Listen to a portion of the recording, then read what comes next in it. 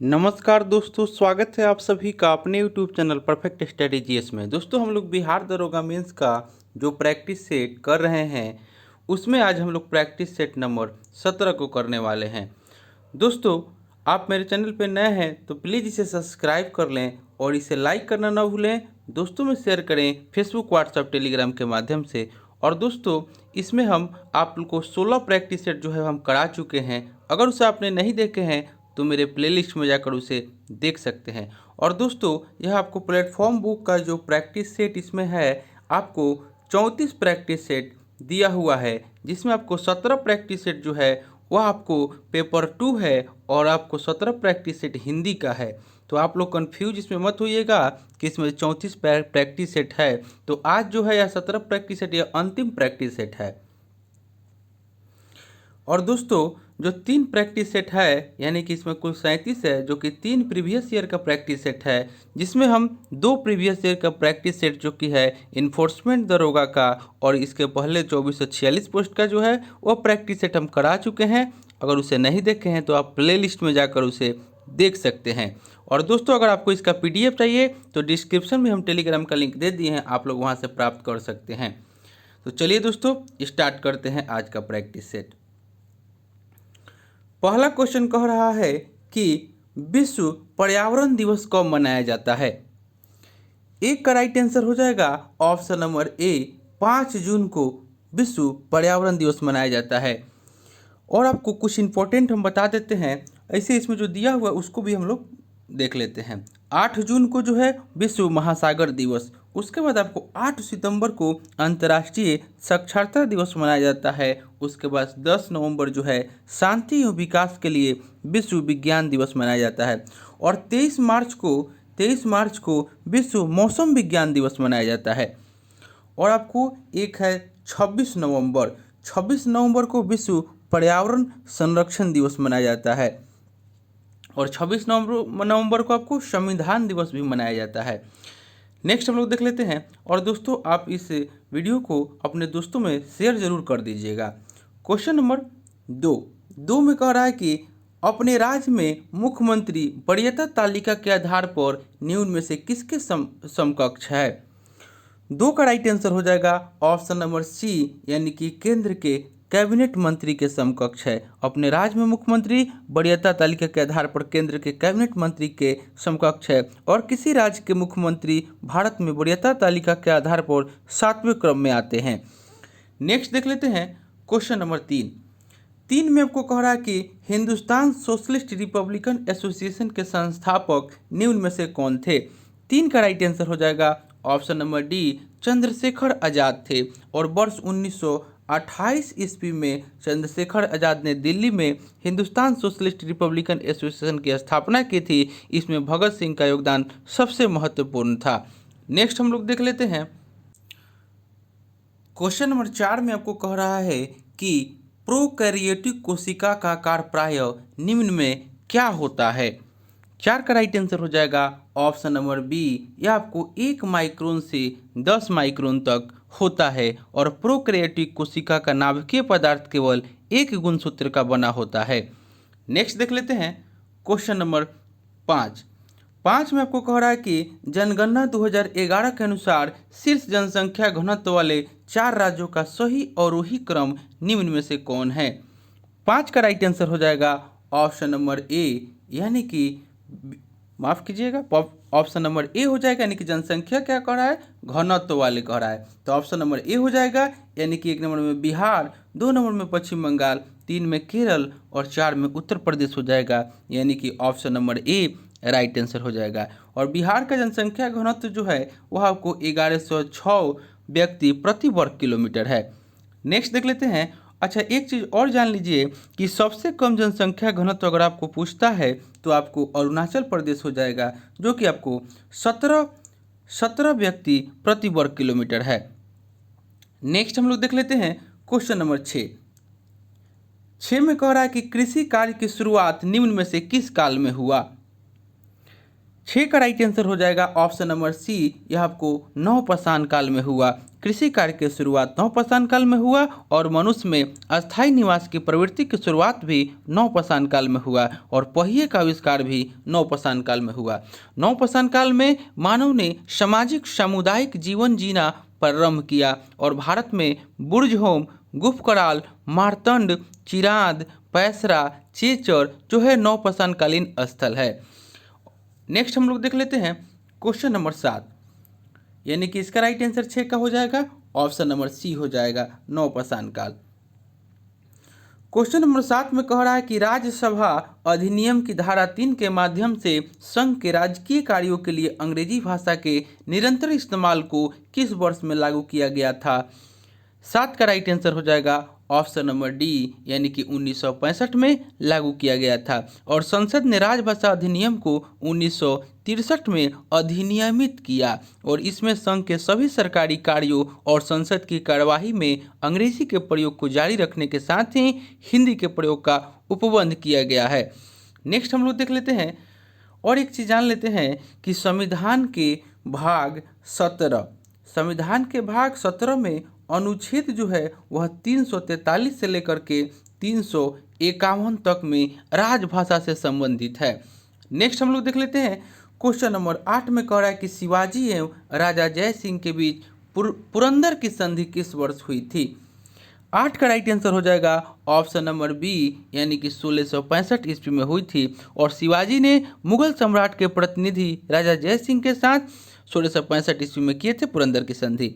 राजा जय सिंह के साथ पुरंदर की संधि के उपरांत 1666 ईस्वी में शिवाजी आगरा में मुगल दरबार में गए, लेकिन औरंगजेब ने वहां धोखे से उन्हें बंदी बना लिया था।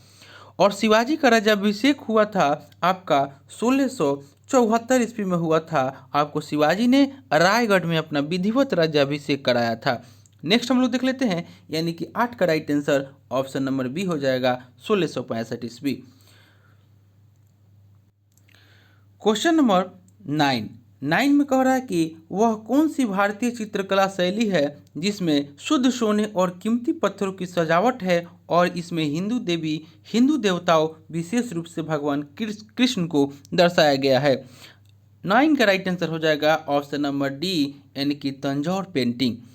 तंजौर चित्रकला की बहुत समृद्ध विरासत है। तंजौर चित्रकला शास्त्रीय दक्षिण भारतीय चित्रकला के सबसे लोकप्रिय रूपों में से एक है। नेक्स्ट हम लोग देख लेते हैं क्वेश्चन नंबर 10 में कह रहा है कि महासागरों के सतही जल का औसत तापमान लगभग कितना होता है। 10 का राइट आंसर हो जाएगा option number D, 17 degree Celsius होता है। नेक्स्ट देख लेते हैं क्वेश्चन नंबर 11 में कह रहा है कि निम्नलिखित में से कौन सा दर्रा पश्चिमी घाट के शिखर पर स्थित है और मुंबई को पुणे से जोड़ता है। 11 का राइट आंसर हो जाएगा ऑप्शन नंबर सी, भोर घाट दर्रा। नेक्स्ट देख लेते हैं, और भोर घाट दर्रा जो है वह पश्चिमी घाट श्रेणी के सह्याद्री पर्वत का एक प्रमुख दर्रा है, भोर घाट दर्रा। नेक्स्ट देख लेते हैं क्वेश्चन नंबर 12 में कह रहा है कि वित्तीय आपात की घोषणा को कितनी अवधि के अंदर संसद के दोनों सदनों से अनुमोदित होना आवश्यक है। 12 का राइट आंसर हो जाएगा ऑप्शन नंबर बी, यानी कि 2 माह। वित्तीय आपात की घोषणा 2 माह के अंदर संसद के दोनों सदनों में अनुमोदित होना आवश्यक है और वित्तीय आपातकाल भारतीय संविधान में अमेरिका से लिया गया है। नेक्स्ट देख लेते हैं क्वेश्चन नंबर 13 कह रहा है कि निम्नलिखित में से कौन सा भारतीय संसद का एक अंग नहीं है। 13 का राइट आंसर हो जाएगा ऑप्शन नंबर डी, यानी कि राज्य की विधानसभा जो है वो भारतीय संसद का अंग नहीं है। भारतीय संविधान के अनुच्छेद 79 में संसद का उल्लेख है और संसद के अंतर्गत लोकसभा, राज्यसभा और राष्ट्रपति आते हैं और दोनों सदनों के द्वारा पारित विधेयक राष्ट्रपति के हस्ताक्षर के बाद कानून बन जाता है। अनुच्छेद 80 है, इसमें आपको राज्यसभा के गठन से संबंधित है और अनुच्छेद जो है 81 यह आपको लोकसभा के गठन से संबंधित है। नेक्स्ट देख लेते हैं क्वेश्चन नंबर 14 में कह रहा है कि डिप्थीरिया किसके द्वारा उन्मूलन होने वाला रोग है। 14 का राइट आंसर हो जाएगा ऑप्शन नंबर बी, यानी कि जीवाणु के द्वारा। डिप्थीरिया रोग जीवाणु के द्वारा उत्पन्न होने वाला रोग है और डिप्थीरिया का कारण जो है वह आपको कोरेनी बैक्टीरियम डिप्थेरी नामक जीवाणु है और यह जीवाणु श्वास नली को संक्रमित करता है। नेक्स्ट देख लेते हैं क्वेश्चन नंबर 15 में कह रहा है कि राष्ट्रपति के निर्वाचन से संबंधित विवाद की जांच कौन करता है।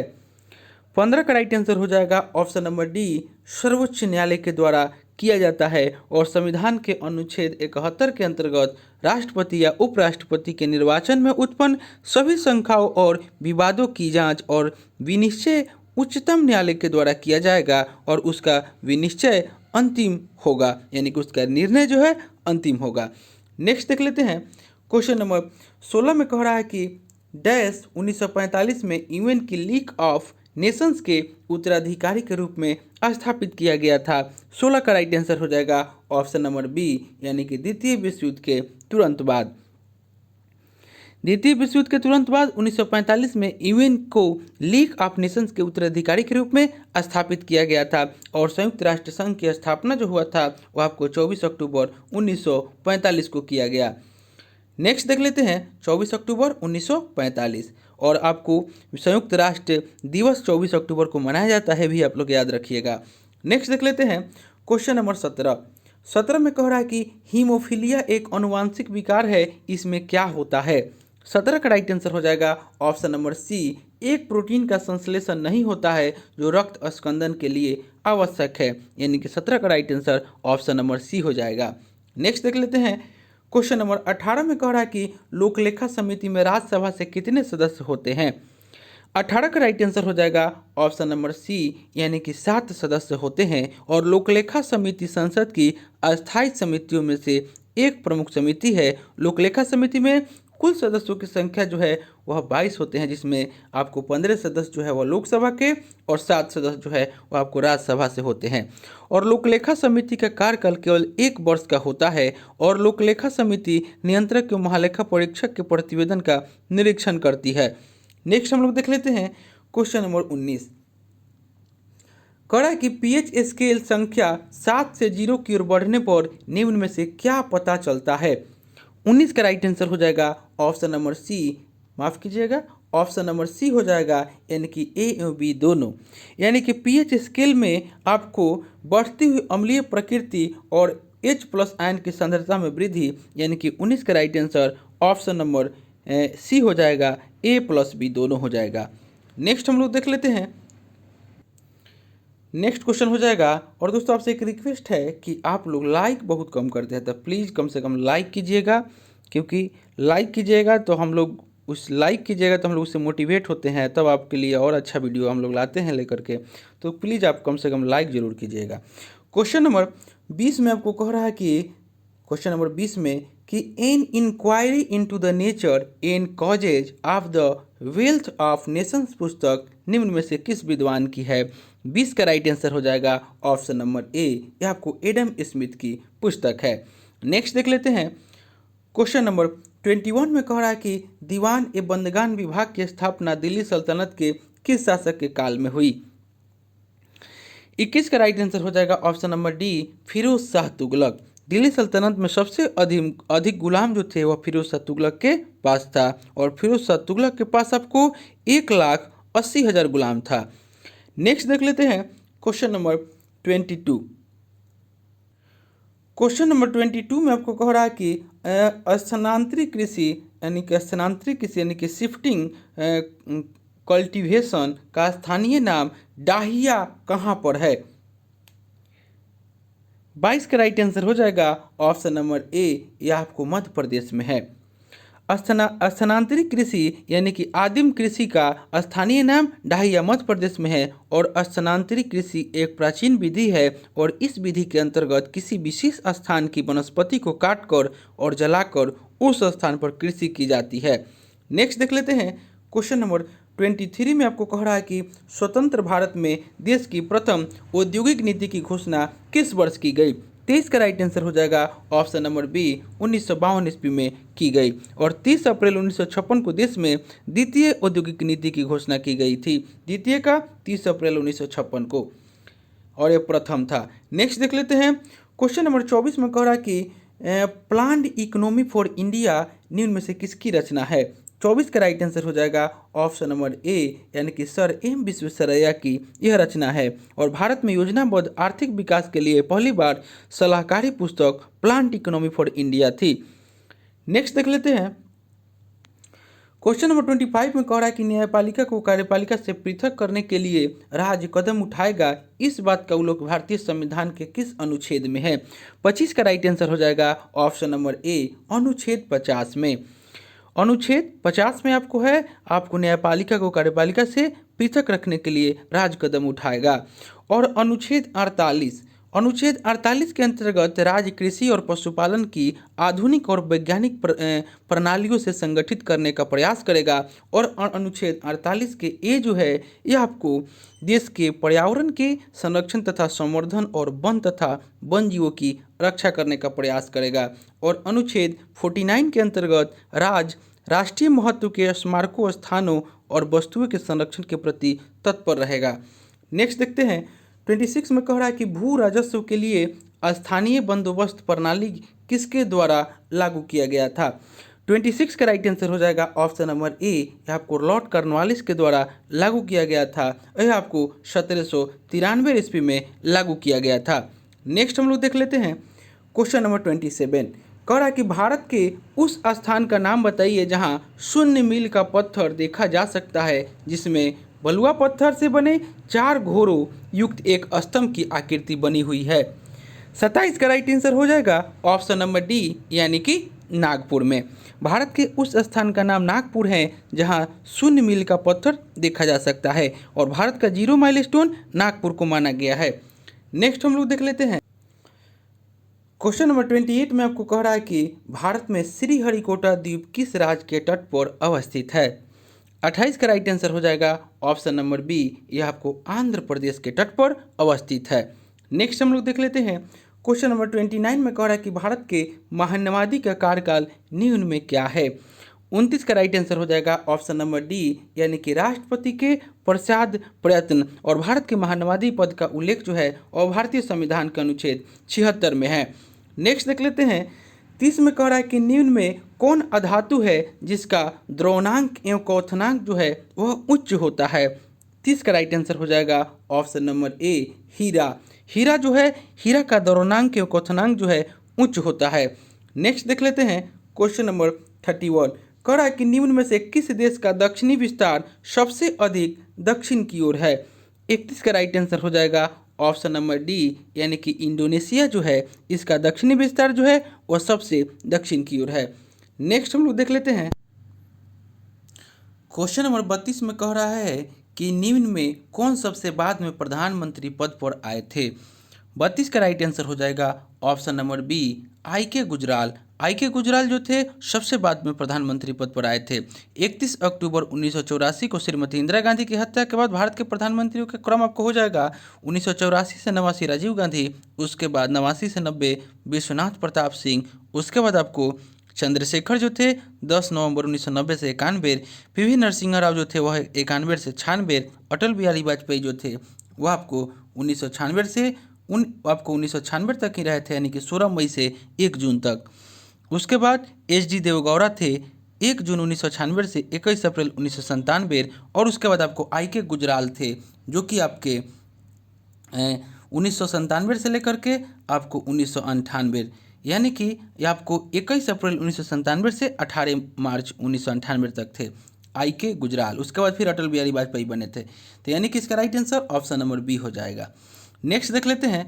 क्वेश्चन नंबर 33 में कह रहा है कि यदि किसी तत्व की द्रव्यमान संख्या m है तथा उस तत्व के एक परमाणु में प्रोटॉनों की संख्या p है, तो उस तत्व के परमाणु में उपस्थित न्यूट्रॉनों की संख्या निम्न में से क्या होगी? 33 का राइट आंसर हो जाएगा ऑप्शन नंबर बी, यानी कि m-p हो जाएगा। नेक्स्ट देख लेते हैं।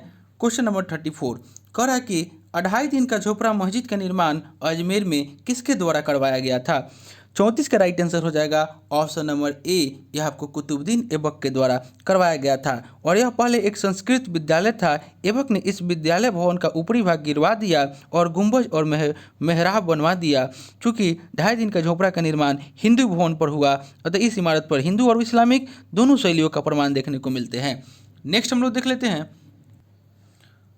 क्वेश्चन नंबर 35 में कह रहा है कि दिल्ली सल्तनत के निम्न शासकों में से किसकी मृत्यु घोड़ा से गिरकर हुई थी? 35 का राइट आंसर हो जाएगा option number A, Qutbuddin Aibak. 1210 ईस्वी में लाहौर में चौगान खेलते समय घोड़े से गिरकर आपको कुतुबुद्दीन ऐबक की मृत्यु हो गई। नेक्स्ट देख लेते हैं क्वेश्चन नंबर 36 में कह रहा है कि परमाणु में धनावेशित कणों की उपस्थिति को सर्वप्रथम निम्न में से किसने दर्शाया। 36 का राइट आंसर हो जाएगा ऑप्शन नंबर ए, यानी कि गोल्डस्टीन ने। परमाणु में धनावेशित कणों की उपस्थिति को सर्वप्रथम गोल्डस्टीन ने 1886 ईस्वी में दर्शाया। नेक्स्ट देख लेते हैं क्वेश्चन नंबर 37 में कह रहा है कि एक यौगिक यानी कि C60 और H122 के अणु का भार होता है। 37 का राइट आंसर हो जाएगा ऑप्शन नंबर ए, यानी कि 1.4 गुने 10 के पावर माइनस 21 GM। नेक्स्ट देख लेते हैं 38 में कह रहा है कि भारत के प्रधान न्यायाधीश जो कार्यवाहक राष्ट्रपति के रूप में कार्य किए निम्न में से कौन थे। 38 का राइट आंसर हो जाएगा ऑप्शन नंबर बी, यानी कि मोहम्मद हिदायतुल्लाह। नेक्स्ट देख लेते हैं 39 में कह रहा है कि निम्न में कौन धातु और अधातु दोनों का गुणधर्म धारण करता है। 39 का राइट आंसर हो जाएगा ऑप्शन नंबर डी, उपयुक्त सभी, यानी कि बोरॉन, सिलिकॉन और जर्मेनियम तीनों आपको धातु और अधातु दोनों का गुणधर्म धारण करते हैं। नेक्स्ट देख लेते हैं क्वेश्चन नंबर 40 कह रहा है कि एक 2.5 kg लोहे का गेंद का व्यास 1.25 kg एल्युमिनियम की गेंद के जितना ही है और इन गेंदों को एक चट्टान से गिराया जाता है तो उनके ज़मीन पर गिरने से ठीक पहले उनका व्यास उनका क्या समान होगा। 40 का राइट आंसर हो जाएगा ऑप्शन नंबर ए, उनका त्वरण जो है समान होता है। नेक्स्ट देख लेते हैं क्वेश्चन नंबर 41 में कह रहा है कि सही कथन को चुनना है। 41 का राइट आंसर हो जाएगा ऑप्शन नंबर ए, यानी कि ध्रुव पर नमन कोण 90 डिग्री और विषुवत रेखा पर शून्य होता है। नेक्स्ट देख लेते हैं क्वेश्चन नंबर 42 कह रहा है कि रासायनिक समीकरण किस नियम के अनुसार संतुलित होती है। 42 का राइट आंसर हो जाएगा ऑप्शन नंबर सी, यानी कि द्रव्यमान संरक्षण नियम के अनुसार। नेक्स्ट देख लेते हैं क्वेश्चन नंबर 43 में कह रहा है कि CH2 बराबर CH जो है CH बराबर C2 में कितने सिग्मा बंध है। 43 का राइट आंसर हो जाएगा ऑप्शन नंबर सी, यानी कि 9 सिग्मा बंध है। ऑप्शन नंबर सी जो है राइट आंसर हो जाएगा। नेक्स्ट देख लेते हैं क्वेश्चन नंबर 44 कह रहा है कि अवतल दर्पण से प्रतिबिंब किस स्थिति में आभासी और सीधा बनेगा। 44 का राइट आंसर हो जाएगा ऑप्शन नंबर डी, यानी कि जब वस्तु अवतल दर्पण के फोकस एवं ध्रुव के बंद हो, यानी कि ऑप्शन नंबर डी जो है राइट आंसर हो जाएगा। यानी कि जब जब वस्तु जो है अवतल दर्पण के फोकस से ध्रुव के मध्य हो तब आपको अवतल दर्पण से प्रतिबिंब किसी स्थिति न आभासी और सीधा बनेगा। अवतल दर्पण से प्रतिबिंब किस स्थिति में आभासी और सीधा बनेगा, यानी कि जब वस्तु अवतल दर्पण के फोकस एवं ध्रुव के मध्य हो। नेक्स्ट देख लेते हैं क्वेश्चन नंबर 45 कह रहा है कि कांसा मिश्र धातु में तांबा की उपस्थिति लगभग कितनी प्रतिशत होती है। 45 का राइट आंसर हो जाएगा ऑप्शन नंबर ए, 90%। नेक्स्ट देख लेते हैं यह आपको परिपथ में धारा दिया हुआ है, आपको बताना है परिपथ में कितना धारा है। परिपथ में धारा है 46 का राइट आंसर हो जाएगा ऑप्शन नंबर सी, यानी कि 1.5 एम्पीयर। नेक्स्ट देख लेते हैं क्वेश्चन नंबर 47 में कह रहा है कि रोमर पैमाना पर भाप बिंदु निम्न में क्या होता है। 47 का राइट आंसर हो जाएगा ऑप्शन नंबर सी, यानी कि 80 डिग्री रोमर। नेक्स्ट देख लेते हैं क्वेश्चन नंबर 48 में कह रहा है कि स्थितिक ऊर्जा में हॉस होगा। क्वेश्चन नंबर 48 में कह रहा है कि स्थितिक ऊर्जा में हॉस होगा। 48 का राइट आंसर हो जाएगा ऑप्शन नंबर डी, यानी कि पानी में वायु के बुलबुले के ऊपर उठने पर। पानी में वायु के बुलबुले के ऊपर उठने पर स्थितिक ऊर्जा में हॉस होगा। यदि कोई द्रव बूंद जल के निचले सतह से ऊपर गमन करता है तो स्थितिक ऊर्जा का मान सतह की ऊंचाई के घटने से घटता है। नेक्स्ट हम लोग देख लेते हैं 49 में आपको कह रहा है कि रोगाणुओं का नाश निम्न में से किसके द्वारा किया जाता है। 49 का राइट आंसर हो जाएगा ऑप्शन नंबर बी, यानी कि श्वेत रक्त कणिकाओं के द्वारा किया जाता है। नेक्स्ट देख लेते हैं क्वेश्चन नंबर 50 कह रहा है कि एक माध्यम का अपवर्तनांक √3 है, निम्नलिखित में से कौन सा एक सही है। 50 का राइट आंसर हो जाएगा ऑप्शन नंबर ए, यानी कि आपतन कोण का जया अपवर्तन कोण के जया का √3 गुना है, यानी कि ऑप्शन नंबर ए राइट आंसर हो जाएगा।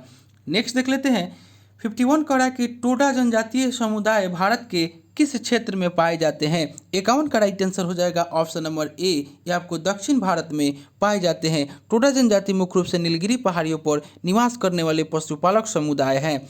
नेक्स्ट देख लेते हैं क्वेश्चन नंबर 52। क्वेश्चन नंबर 52 में कह रहा है कि ऑस्ट्रेलिया का राष्ट्रीय खेल क्या है। 52 का राइट आंसर हो जाएगा ऑप्शन नंबर ए, क्रिकेट। नेक्स्ट देख लेते हैं क्वेश्चन नंबर 53 में कह रहा है कि मार्मोगुआ बंदरगाह किस राज्य में स्थित है। 53 का राइट आंसर हो जाएगा ऑप्शन नंबर बी, ये आपको गोवा राज्य में स्थित है। नेक्स्ट देख लेते हैं क्वेश्चन नंबर 54। 54 में आपको कह रहा है कि कोई विधेयक जब लोकसभा के द्वारा पारित कर दिया गया है लेकिन राज्यसभा में लंबित है, उस समय यदि लोकसभा विघटन हो जाता है तो उस विधेयक पर क्या प्रभाव पड़ेगा। 54 का राइट आंसर हो जाएगा ऑप्शन नंबर बी, यानी कि विधेयक के अस्तित्व के बारे में राज्यसभा में बहुमत से तय किया जाएगा। माफ कीजिएगा, क्वेश्चन नंबर 54 का राइट आंसर हो जाएगा ऑप्शन नंबर बी, यानी कि विधेयक जो है समाप्त हो जाएगा। कोई विधेयक जब लोकसभा द्वारा पारित कर दिया गया है लेकिन राज्यसभा में लंबित है, उस समय यदि लोकसभा का विघटन हो जाता है तो विधेयक जो है समाप्त हो जाएगा। और अनुच्छेद 107 के अनुसार साधारण विधेयक संसद के किसी भी सदन से आरंभ हो सकता है। नेक्स्ट देख लेते हैं क्वेश्चन नंबर 55 में कह रहा है कि राष्ट्रपति की पदावधि का उल्लेख किस अनुच्छेद में है। 55 का राइट आंसर हो जाएगा ऑप्शन नंबर बी, यह आपको अनुच्छेद 56 में है। और अनुच्छेद 56 में कहा गया है कि राष्ट्रपति पद ग्रहण की तारीख से 5 वर्ष की अवधि तक पद धारण करेगा। नेक्स्ट देख लेते हैं क्वेश्चन नंबर 56 में कह रहा है कि 1953 में गठित राज्य पुनर्गठन आयोग के अध्यक्ष निम्न में से कौन थे। 56 का राइट आंसर हो जाएगा ऑप्शन नंबर ए, सैयद फजल अली। राज्य पुनर्गठन आयोग में अध्यक्ष सैयद फजल अली के अतिरिक्त 2 अन्य सदस्य थे। एक थे आपको हृदयनाथ कुंजरू और एक केम परनीकर थे। नेक्स्ट देख लेते हैं क्वेश्चन 57 में कह रहा है कि आत्मीय सभा के संस्थापक कौन थे। 57 का राइट आंसर हो जाएगा ऑप्शन नंबर ए, राजा राम मोहन राय।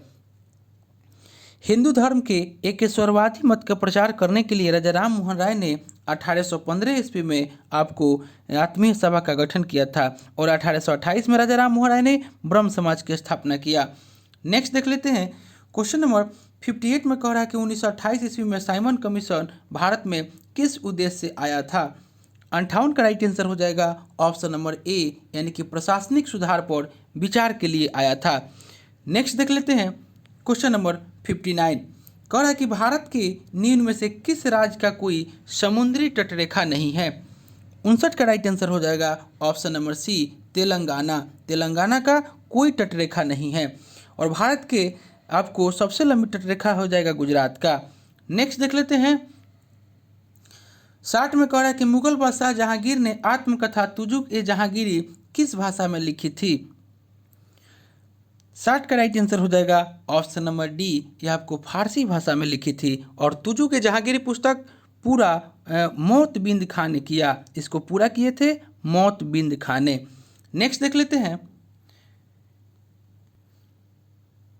क्वेश्चन नंबर 61 में कह रहा है कि प्रायद्वीपीय भारत की सबसे बड़ी नदी निम्न में कौन है। 61 का राइट आंसर हो जाएगा ऑप्शन नंबर ए, गोदावरी। गोदावरी जो है प्रायद्वीपीय भारत की सबसे बड़ी नदी है। गोदावरी नदी प्रायद्वीपीय भारत में सबसे लंबी नदी तथा सबसे अधिक प्रवाह क्षेत्र वाली नदी है। नेक्स्ट देख लेते हैं क्वेश्चन नंबर 62 कह रहा है कि श्रीशैलम परियोजना किस नदी पर अवस्थित है। 62 का राइट आंसर हो जाएगा ऑप्शन नंबर सी, यह आपको कृष्णा नदी पर अवस्थित है। और श्रीशैलम परियोजना आंध्र प्रदेश एवं तेलंगाना राज्य में है। 63 में कह रहा है कि विशाल गिलहरी किस राज्य की राजकीय पशु है। 63 का राइट आंसर हो जाएगा ऑप्शन नंबर ए, यह आपको महाराष्ट्र की राजकीय पशु है। नेक्स्ट देख लेते हैं 64 में कह रहा है कि निम्न में कौन चतुराईपूर्ण निष्क्रियता की नीति के साथ जुड़ा है। 64 का राइट आंसर हो जाएगा option number D, John Lawrence. John Lawrence जो है चतुराईपूर्ण निष्क्रियता की नीति के साथ जुड़े हैं। नेक्स्ट देख लेते हैं क्वेश्चन नंबर 65 कह रहा है कि भारत में स्थानीय स्वायत्तशासित संस्थाओं के प्रति सजगता दिखाने के लिए निम्न में से किसे जाना जाता है। 65 का राइट आंसर हो जाएगा ऑप्शन नंबर बी, रिपन को जाना जाता है। और रिपन के कार्यकाल का एक महत्वपूर्ण कार्य है 1882 ईस्वी में स्थानीय स्वशासन पर सरकारी प्रस्ताव लाना था। नेक्स्ट देख लेते हैं क्वेश्चन नंबर 66 में आपको कह रहा है, क्वेश्चन नंबर 66 में कह रहा है कि इल्बर्ट बिल विवाद निम्न में से किससे संबंधित था। 66 का राइट आंसर हो जाएगा ऑप्शन नंबर सी, यानी कि यूरोप के लोगों के मामलों की सुनवाई करने के लिए और भारतीय न्यायाधीशों पर लगाई गई पाबंदी को हटाया जाना। नेक्स्ट देख लेते हैं क्वेश्चन नंबर 67 माफ कीजिएगा 67 में कह रहा है कि नीलगिरी संरक्षित जैविक क्षेत्र का विस्तार किन राज्यों में है। 67 का राइट आंसर हो जाएगा ऑप्शन नंबर सी, यह आपको तमिलनाडु, केरल और कर्नाटक राज्य में है और यह संरक्षित क्षेत्र लगभग 5500 वर्ग किलोमीटर में फैला हुआ है।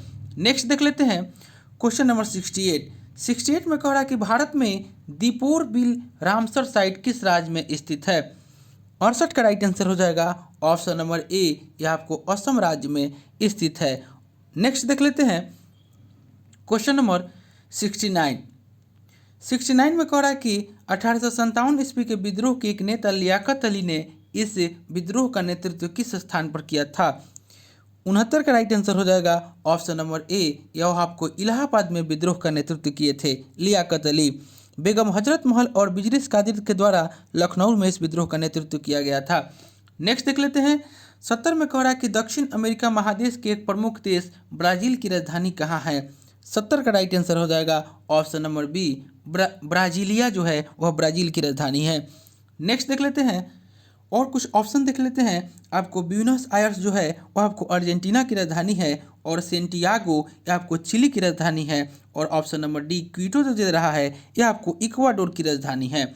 नेक्स्ट देख लेते हैं 71 में कह रहा है कि केन्या, तंजानिया और युगांडा में पाई जाने वाली एक प्रमुख जनजाति निम्न में से कौन है।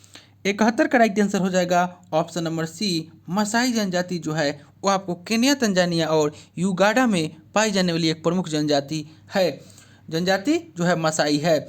और बुशमैन जनजाति कलाहारी मरुस्थल में पाई जाती है और बुद्दू जनजाति जो है वह अरब मरुस्थल में उसका क्षेत्र है। और किर्गिज जो है वह आपको मुख्य रूप से पामीर पठार क्षेत्र के किर्गिस्तान में पाए जाते हैं।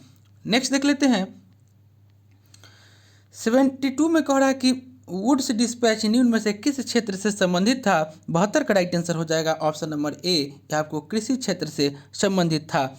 नेक्स्ट देख लेते हैं क्वेश्चन नंबर 73 में कह रहा है कि अशोक के शिलालेखों में प्रयुक्त लिपि निम्न में से कौन था। 73 का राइट आंसर हो जाएगा ऑप्शन नंबर डी, यानी कि उपयुक्त सभी ब्राह्मी, खरोष्टी और अरामाइक तीनों लिपि आपको अशोक के शिलालेखों में था। नेक्स्ट देख लेते हैं क्वेश्चन नंबर 74 में आपको कह रहा है कि हड़प्पा सभ्यता से संबंधित सही तथ्य या तथ्यों की पहचान करना है। 74 का राइट आंसर हो जाएगा ऑप्शन नंबर डी, यानी कि 1, 2 और 3, यानी कि नगरीय सभ्यता, कांस्य युगीन सभ्यता और आदि ऐतिहासिक सभ्यता जो है हड़प्पा सभ्यता का आपको सही तथ्यों की पहचान है। नेक्स्ट देख लेते हैं क्वेश्चन नंबर 75 में आपको दिया हुआ है जैन धर्म के निम्नलिखित तीर्थंकरों का क्रम पहले से बाद के आधार पर चुनना है। 75 का राइट आंसर हो जाएगा ऑप्शन नंबर सी, यानी कि पहले शंभोनाथ, उसके बाद आपको अरिस्टोनेमी और पार्श्वनाथ और अंत में महावीर स्वामी। यानी कि जैन धर्म के आपको प्रवर्तक प्रथम तीर्थकर जो थे वो ऋषभदेव थे और जैन धर्म के अंतिम 24वें तीर्थकर महावीर स्वामी थे। और जैन धर्म के 22वें तीर्थकर अरिस्टोनेमी, 23वें तीर्थकर पार्श्वनाथ और 24वें तीर्थकर महावीर स्वामी थे। नेक्स्ट देख लेते हैं क्वेश्चन नंबर 76 में कह रहा है कि इनमें से कौन सी संस्था भारत में बीमा उद्योग को विनियमित करने, बढ़ावा देने और उसका क्रमिक विकास सुनिश्चित करने के लिए जिम्मेदार है। 76 का राइट आंसर हो जाएगा ऑप्शन नंबर सी, यानी कि IRDAI का पूरा हो जाएगा नाम insurance regulatory and development authority और इसकी स्थापना जो हुआ था वह आपको 1999 में किया गया था मल्होत्रा समिति की सिफारिश पर। नेक्स्ट देख लेते हैं क्वेश्चन नंबर 77, 77 में कह रहा है कि मोहम्मद बिन तुगलक के शासनकाल में भारत की यात्रा पर आने वाला इब्न बतूता किस देश का था। 77 का राइट आंसर हो जाएगा ऑप्शन नंबर डी, वो आपको मोरक्को देश का था। मोहम्मद बिन तुगलक ने इब्न बतूता को दिल्ली का काजी नियुक्त किया था। नेक्स्ट देख लेते हैं। और एक चीज़ जान लीजिए कि इब्न बतूता जो है यह रेहला नामक यात्रा वृत्तांत लिखी है इन्होंने, यानी कि इब्न बतूता ने रेहला नामक से यात्रा वृत्तांत लिखी। ऑप्शन नंबर डी इसका राइट आंसर हो जाएगा। नेक्स्ट हम लोग देख लेते हैं। क्वेश्चन नंबर 78 में कह रहा है कि हड़प्पा सभ्यता के निम्न में से किस स्थल से हल की टेराकोटा प्रतिकृति प्राप्त हुई है। 78 का राइट आंसर हो जाएगा ऑप्शन नंबर डी, बनवाली से। और लोथल जो है, लोथल से बंदरगाह एवं गोदीवाड़ा का साक्ष्य मिला है। कालीबंगा से जुते हुए खेत का साक्ष्य मिला है। और धौलावीरा से 10 बड़े आकार के संकेतों से युक्त एक शिलालेख मिला है। नेक्स्ट देख लेते हैं। क्वेश्चन नंबर 79 में कह रहा है कि लौह अयस्क क्षेत्र बेल्लारी निम्न में से किस राज्य में स्थित है। 79 का राइट आंसर हो जाएगा ऑप्शन नंबर ए, यह आपको कर्नाटक राज्य में स्थित है। नेक्स्ट देख लेते हैं। और आज का अंतिम क्वेश्चन हो जाएगा, कह रहा है कि कालबेलिया नृत्य मुख्य रूप से किस राज्य का है। 80 का राइट आंसर हो जाएगा ऑप्शन नंबर ए, यह आपको राजस्थान का मुख्य आपको नृत्य है कालबेलिया। तो दोस्तों यह प्रैक्टिस सेट जो हम लेकर आए थे माफ़ कीजिएगा। तो दोस्तों यह प्रैक्टिस जो हम लेकर आए थे आपको बिहार दरोगा मेंस का प्रैक्टिस सेट नंबर 17 था। इससे पहले दोस्तों हम लोग 16 प्रैक्टिस सेट कर चुके हैं। अगर उसे आपने नहीं देखे हैं तो मेरे प्लेलिस्ट में जाकर उसे देख सकते हैं। और दोस्तों यह अंतिम प्रैक्टिस सेट था इस बुक से, जो कि आप लोग कह रहे थे प्रैक्टिस सेट लाने के लिए, तो यह अंतिम प्रैक्टिस सेट था। और इसके बाद 17 प्रैक्टिस सेट जो है वह हिंदी का है, उसको भी हम करा देंगे। दोस्तों आपसे एक रिक्वेस्ट है कि आप मेरे चैनल पर नए हैं तो प्लीज़ इसे सब्सक्राइब कर लें, इसे लाइक करना ना भूलें, दोस्तों में शेयर करें फेसबुक, व्हाट्सएप, टेलीग्राम के माध्यम से। अगर आपको इसका PDF चाहिए तो डिस्क्रिप्शन में हम टेलीग्राम का लिंक दे दिए हैं, आप लोग वहां से प्राप्त कर सकते हैं। तो चलिए दोस्तों मिलते हैं नेक्स्ट वीडियो में, तब तक के लिए धन्यवाद।